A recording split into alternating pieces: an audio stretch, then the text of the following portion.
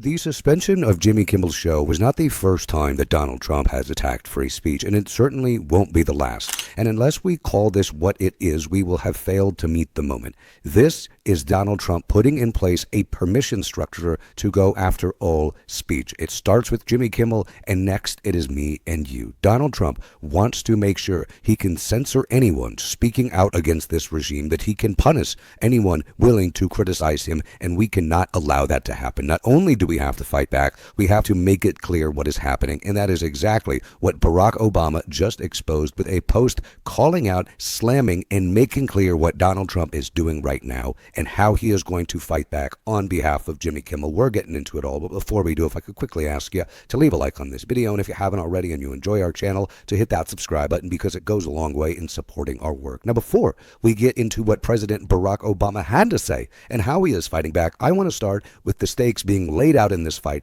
by Senator Chris Murphy right here. The shooting of Charlie Kirk was a national tragedy. It should have been a line in the sand, an opportunity for President Trump to bring this country together, to do whatever is necessary to stamp out political violence that's targeted both Republicans and Democrats, political violence that emanates from both right-wing and left-wing radicalization. But Trump and his lieutenants are choosing a different path. They are choosing to exploit this tragedy, to weaponize the federal government, to destroy Donald Trump's political opposition. They aren't even hiding what they are trying to do. President Trump himself has publicly threatened to arrest members of the Soros family simply for funding groups that oppose his agenda. Laura Loomer, maybe the most influential outside advisor to the White House, called on Trump to be a dictator and lock up and silence his political enemies. And last night, they showed us exactly how serious they are. Trump's FCC forced a major network to pull a loud Trump critic, Jimmy Kimmel, off the air, essentially saying that any media actor that doesn't say what Trump wants them to say about Charlie Kirk or Trump's policies is going to be silenced. That's censorship. That's state speech control. That's not America. Trump is making it 100% clear that he is going to ramp up his efforts to use the power of the federal government to harass and punish his critics, not because they're supporters of political violence, they are not, but because they have the audacity to openly oppose his policies. Not for a single second has Donald Trump mourned or thought about Charlie Kirk, his family, or Turning Point USA. Donald Trump has exclusively thought about how he can weaponize the death of Charlie Kirk for his political gain. He is not trying to lionize his friend. He does not want to cast a close buddy of his in this shining light because he thought so highly of him. Donald Trump doesn't give a shit about Charlie Kirk, and he never did. He exploited him while he was alive, using his movement to help get him elected. By the way, it's why J.D. Vance is so upset, because Charlie Kirk wanted him to be president next, and all Vance cares about is that ladder, climbing up as fast as he possibly can, willing to exploit anyone. That is what it is happening right now. They want to exploit this moment, and now they're using it to go after speech. Donald Trump made it very, very clear how far he's willing to take that when he said this right here.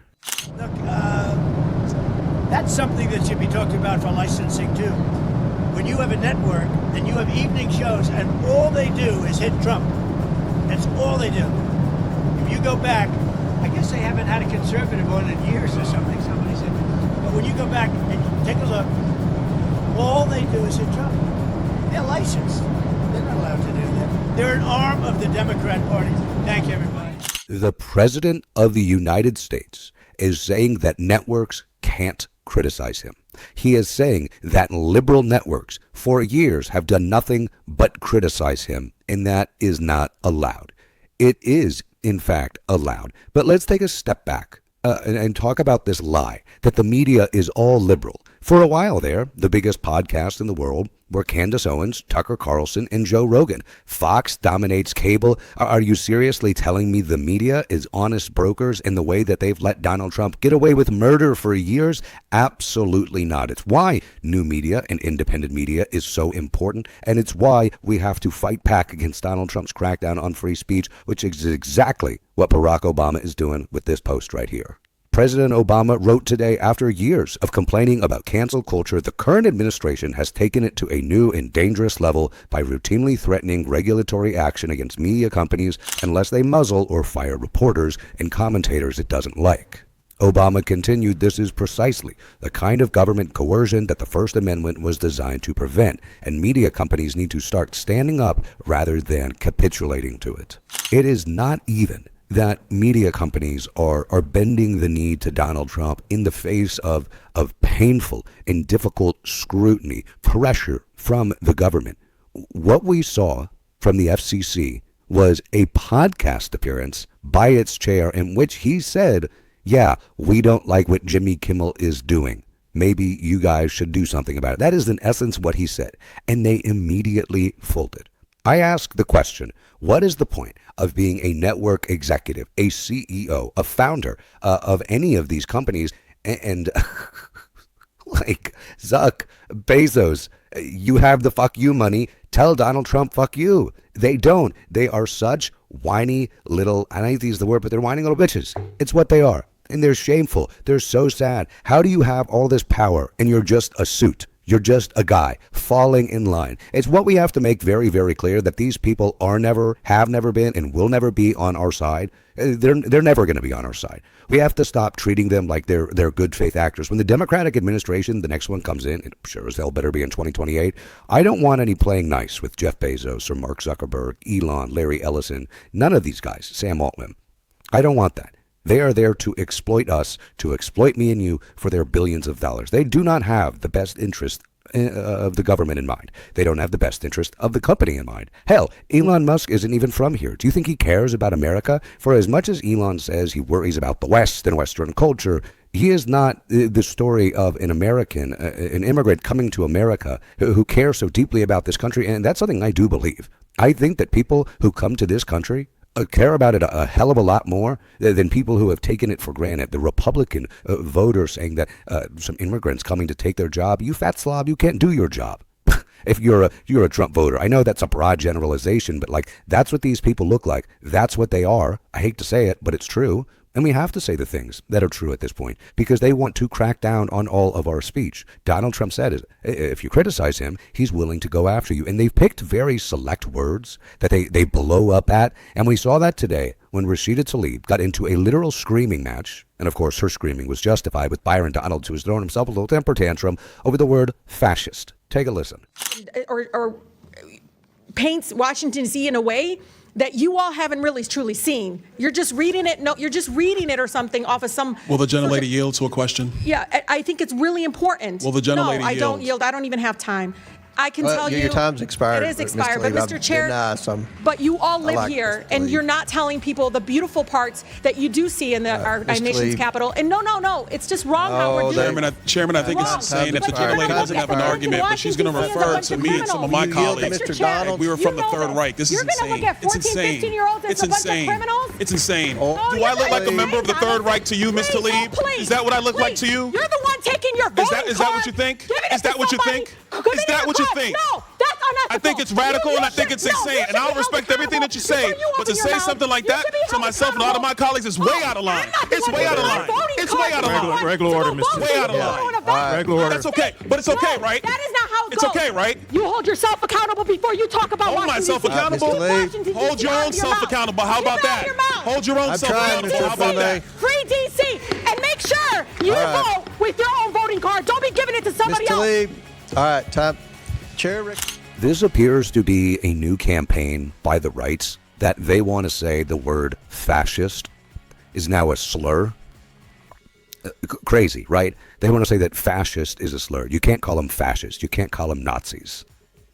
Do you know who the first person to call Donald Trump a Nazi was? It was the guy who's the vice president right now, J.D. Vance. Do you know who else really loudly, publicly, emphatically called Donald Trump a Nazi? And it made a lot of news. I'll tell you, it wasn't Kamala Harris. Kamala Harris saying that she thinks Donald Trump is a fascist. She thinks that Donald Trump sympathized or respected Hitler. Do you know why she said that? It wasn't because she had this gut reaction. She's like, do you know what? I've done a lot of thinking. I've observed. Kamala Harris said it because Donald Trump's own generals said that. They said that he had reverence. He had reverence for Hitler. That he was himself a fascist. That he wanted to shoot protesters in the legs. This was not some novel term that the left is somehow put together in an effort to destroy Donald Trump, which, if we wanted to, clearly didn't work. That language didn't land. It should have, considering how true it was. But no, these were the people around Trump, Republicans, who were in his administration saying this. And now they want to get all bent out of shape because we are repeating the words of people who served alongside this man? It's insane. But this is what they're willing to do.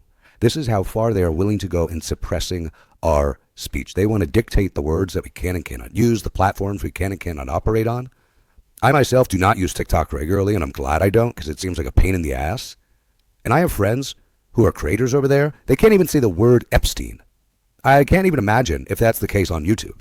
Like, imagine that. Imagine if I wanted to make a video about Donald Trump and his cover-up of the Epstein scandal, and the very platform in which I existed on, by the way, TikTok has lots of ties to Donald Trump, as we know, wouldn't even let me say those words without completely suppressing my videos. That is the state that we are in right now. It is why independent media is so important. It is why we have to build up these platforms. It's why we rely on y'all. Like, we can't do this without you. Because the platforms want to keep us down. I just think all platforms want to suppress political content in this moment. It's why we have to be louder, and it's why we have to band together even more. We are certainly going to be doing so on this show every single day. We are going to be calling out the attacks on free speech. Because there is only one person, as of late, well, there's two, there's Jesse Waters, but Brian Kilmeade is who I'm thinking about, who should lose his job. Because we saw tragic and fatal shootings of homeless encampments after this man said to euthanize them this week. That is a person who should lose his job. I have a petition that's going to be linked below to call for Fox to fire Brian Kilmeade. This is the type of pressure that we need to put. I'm going to be fighting back. I hope you are as well. If you want to support the work in doing so, as always, you can hit that subscribe button, leave a like on this video, and drop a blue heart in the comments. As I've been saying, you can check out my interview with Governor Wes Moore if you need a little hope. And as always, keep on fighting. Don't let him silence you. And until next time, I will see you soon.